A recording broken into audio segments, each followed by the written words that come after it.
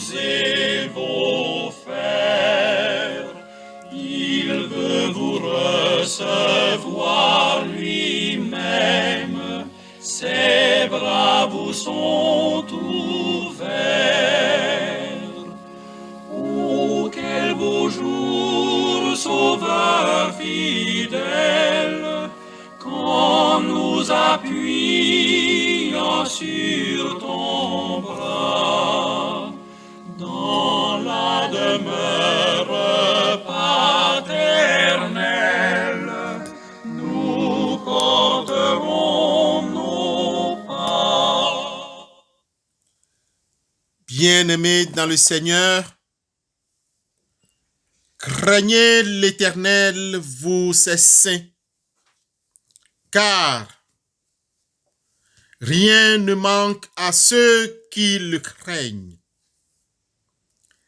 Les lionceaux éprouvent la disette et la faim, mais ceux qui cherchent l'Éternel ne sont privés d'aucun bien. Venez, mes fils, écoutez-moi. Je vous enseignerai la crainte de l'Éternel. Préserve ta langue du mal et tes lèvres des paroles trompeuses. Éloigne-toi du mal et fais le bien. Recherche et poursuis la paix. Bien-aimés, à travers ces versets 9 à 14 du psaume 34, recevez nos salutations fraternelles en Christ Jésus. Prions Dieu. Dieu notre Père, en ce nouveau jour qui commence, nous voici devant ta face pour te soumettre cette journée.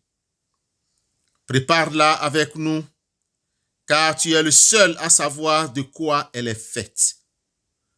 Viens déposer en nous ta puissance éternelle. C'est pourquoi nous t'ouvrons les portes de nos cœurs. Sois la lumière de nos âmes pour éclairer et pour nous conduire au cours de nos activités quotidiennes. Guide-nous par ton étoile qui brille, ô Christ ressuscité. Béni soit ton nom, que ta volonté soit faite sur nous ce matin. Père céleste, c'est toi notre espérance et notre refuge. Amen.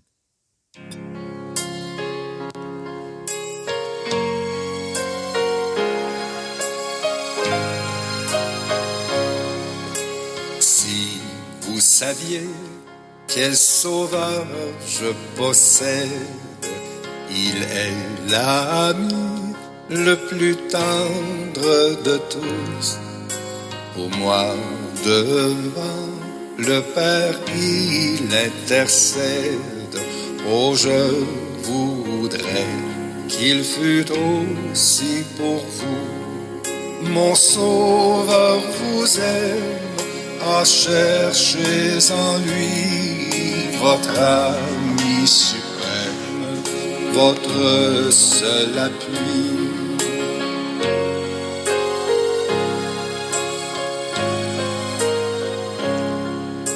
Si vous saviez la paix douce et profonde que le Sauveur en mon âme apporta, pour cette paix que peut donner le monde, elle jaillit pour vous de Golgotha.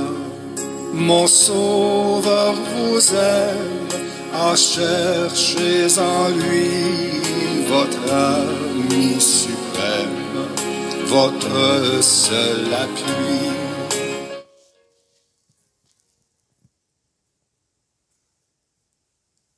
Bien-aimés dans le Seigneur, le texte qui fait l'objet de notre méditation ce matin est tiré du livre de Jérémie, chapitre 29, versets 11 à 14. Jérémie 29, 11 à 14. Là, il est écrit: « Car car je connais les projets que j'ai formés sur vous, dit l'Éternel, projets de paix et non de malheur, afin de vous donner un avenir et de l'espérance. Vous m'invoquerez et vous partirez, vous me prierez et je vous exaucerai. Vous me chercherez et vous me trouverez si vous me cherchez de tout votre cœur. Je me laisserai trouver par vous, dit l'Éternel, et je ramènerai vos captifs. Je vous rassemblerai de toutes les nations et de tous les lieux où je vous ai chassés, dit l'Éternel, et je vous ramènerai dans le lieu d'où je vous ai fait aller en captivité. Sainte est la parole de l'Éternel. Que le Seigneur nous sanctifie par sa parole. Amen. Chers frères et sœurs au bout des ondes, le Seigneur a formé un projet de paix et de réussite pour nous. À la fin de la première partie de notre enseignement d'hier, qui a pour thème l'abandon de soi, enseignement qui nous est présenté par la révérende Dorcas, nous nous sommes séparés sur une note de questions, notamment, avez-vous le sentiment que c'est un sacrifice énorme de tout céder au Seigneur? Vous demandez-vous, qu'est-ce que Jésus a fait pour nous? Serait-il possible que nous, comme indignes serviteurs d'un si grand Dieu d'amour, nous lui marchardons nos cœurs? Bien-aimés, à chaque instant de notre vie, nous avons participé au bienfait de sa grâce et c'est pour cette raison que nous ne pouvons pas nous rendre compte de la profondeur, de l'ignorance et de la miséricorde dont nous avons été tirés. Pouvons-nous porter nos regards sur celui qui a été percé par nos péchés et dédaigner ce grand amour, ce grand sacrifice? Frères et sœurs, pour étayer nos réflexions face à ces différentes interrogations, nous devons retenir que le Fils de Dieu a tout donné pour notre rédemption. Analysez vous-même sa vie, mesurez l'inhabilité de son amour et observez vous-même ses souffrances. Son amour devrait être le grand modèle de toutes nos actions. Ceux qui ont compris l'amour de Dieu ne se demandent pas quel service minimum ils peuvent lui rendre sans être rejetés. Ils ne visent pas au plus bas degré de la vie chrétienne, mais ils s'efforcent de se conformer parfaitement à la volonté de leur Rédempteur. Ils abandonnent tout et ils manifestent dans la recherche des choses éternelles un intérêt et une ardeur proportionnelle à la valeur de l'objet de leur recherche. C'est dommage, bien-aimés, et désolant que de nos jours, il n'est pas rare de découvrir certaines personnes dénudées de cette réalité. Un christianisme dépourvu de cet amour profond n'est qu'un verbiage creux, en vain un formalisme, une corvée. En revanche, que sacrifions-nous quand nous nous donnons nous entièrement à Dieu, avec un cœur souillé par le péché, un cœur à purifier par son sang, un cœur à sauver par son amour infini. Et l'on trouve difficile de tout abandonner. Dieu ne nous demande pas le sacrifice d'une seule chose qui pourrait détériorer notre vie. Oui, dans tout ce qu'il fait, il n'en a vu que les intérêts de ses enfants. Il tient en réserve pour ceux des biens infinis supérieurs à ceux qu'il poursuivent. Ah, si tous ceux qui n'ont pas encore décidé de suivre Jésus s'en rendent compte, celui qui agit contrairement à la loi de Dieu fait à son âme le plus grand dommage. Il n'y a aucune joie véritable sur le sentier défendu par celui qui fait tout en vue de notre bien. Le chemin de la progression conduit au malheur et à la ruine. Bien-aimés, sachons-le bien, que Dieu ne se plaît pas dans les souffrances de ses enfants. Le ciel tout entier s'intéresse au bonheur de l'homme. Notre Père céleste ne prive de la joie aucune de ses créatures.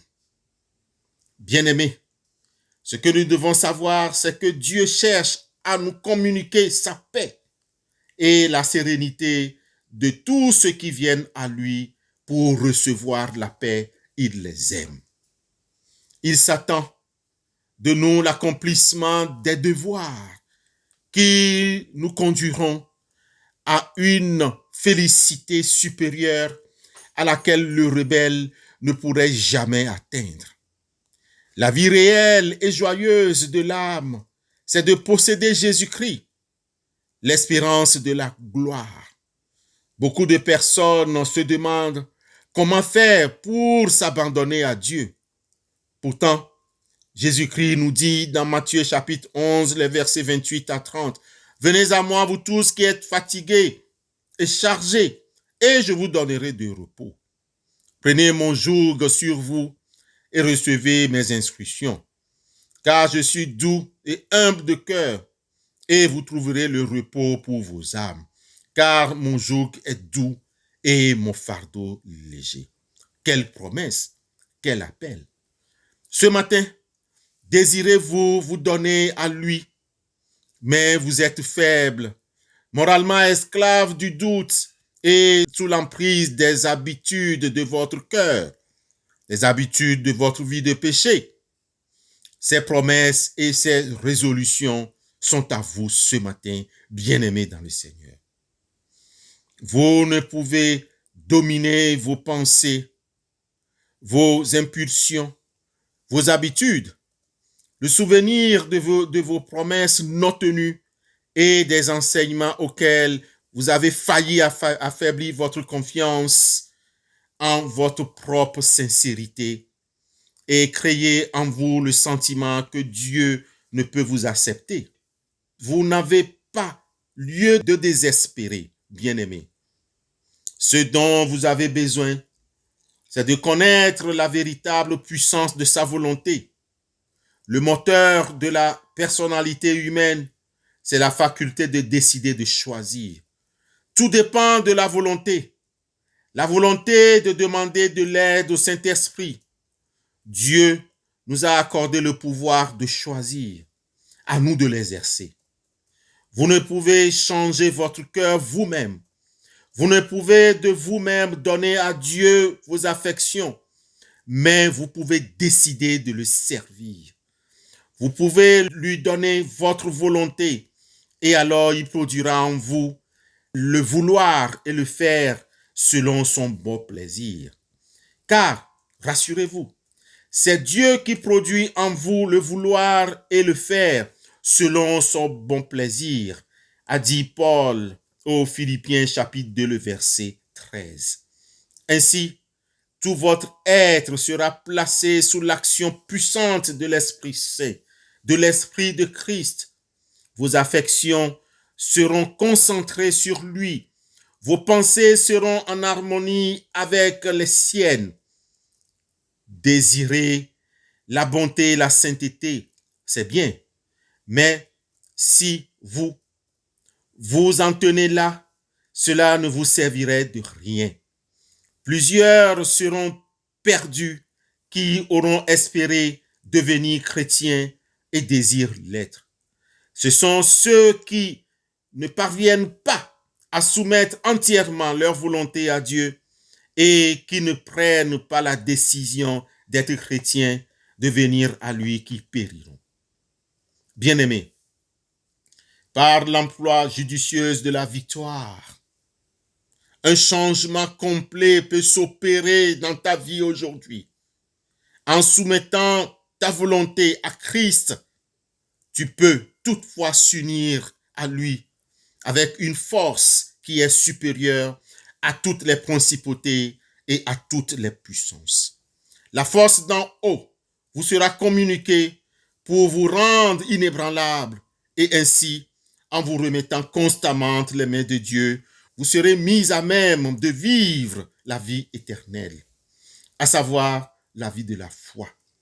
Mais vous recevez une puissance, le Saint-Esprit survenant sur vous, et vous serez mes témoins à Jérusalem, dans toute la Judée, dans la Samarie et jusqu'aux extrémités de la terre, nous dit Actes chapitre 1, le verset 8. Nous sommes tous interpellés ce matin, à tous égards, à notre engagement. La décision est dans notre camp ce matin et le Saint-Esprit est prêt à nous accompagner. Amen.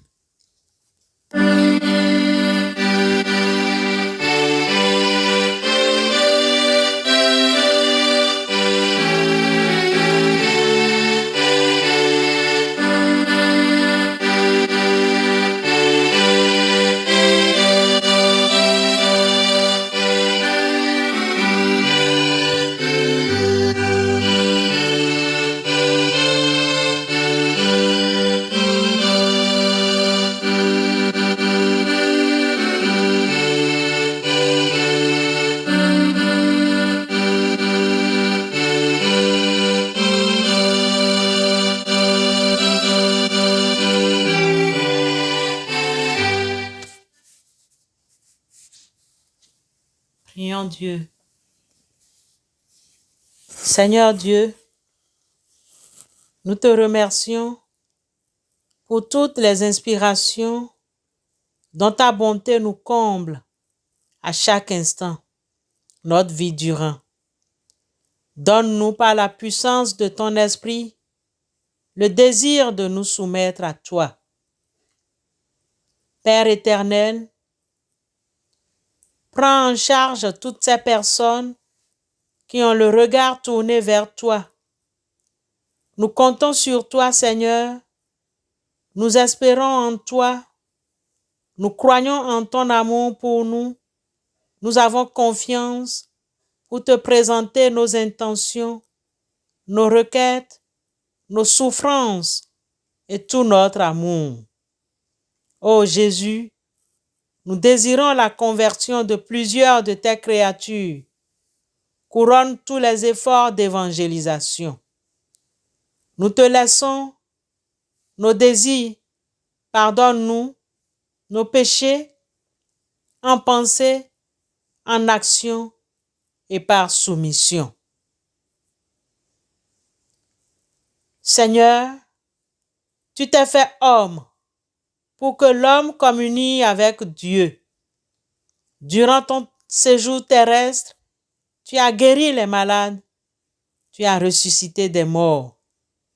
Tu es venu sur terre pour libérer l'homme de la souffrance. Pour l'amour de ton Fils Jésus, ordonne, nous t'en prions, la guérison de tous ceux qui sont malades et qui traversent des difficultés de tous ordres ce matin. Que ta volonté soit faite. À toi l'honneur, à toi la gloire, pour les siècles des siècles. Amen.